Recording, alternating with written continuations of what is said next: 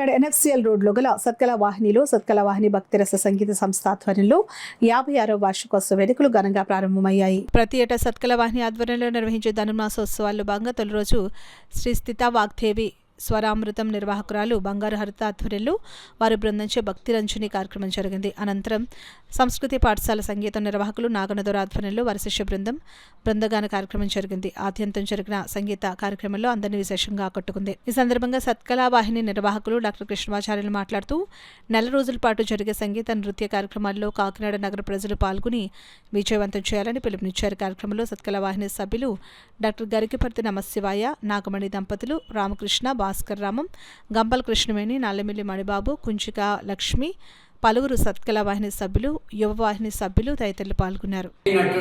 వాళ్ళ ప్రదర్శన వేదిక మీద చేయడానికి ఎంతో అంగీకరించున్నారు.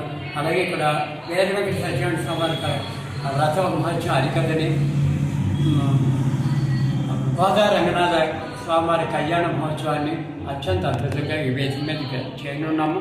అలాగే ఈరోజు కార్యక్రమం శ్రీ స్థితా వాగ్దేవి స్వరామృతం శ్రీమతి బంగారు హరిత గారి నేతృత్వంలో మరి 30 మంది కళాకారులు చక్కటి భజన ప్రదర్శిస్తున్నారు. ఈ కార్యక్రమం అనంతరం సంస్కృతి పాఠశాల శ్రీ నాగన్నదొర గారి నిర్వహణలో మరొక 25 మంది చిన్నపిల్లలు, పెద్దవారు అందరూ కూడా సంగీత కార్యక్రమాలు ఈరోజు చేయనున్నారండి.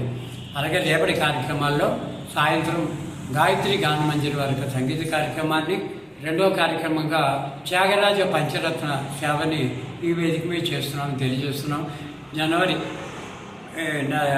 14 వరకు జరిగే కార్యక్రమాలకి కాకినాడ పట్టణ ప్రజల్ని, అభిమానుల్ని, కళాభిమానుల్ని, కళా ప్రోత్సాహకాల్ని అందరికీ కూడా ఇదే ఆహ్వానంగా భావించి అందరూ వచ్చి జయప్రదం చేయవలసిందిగా కోరుతూ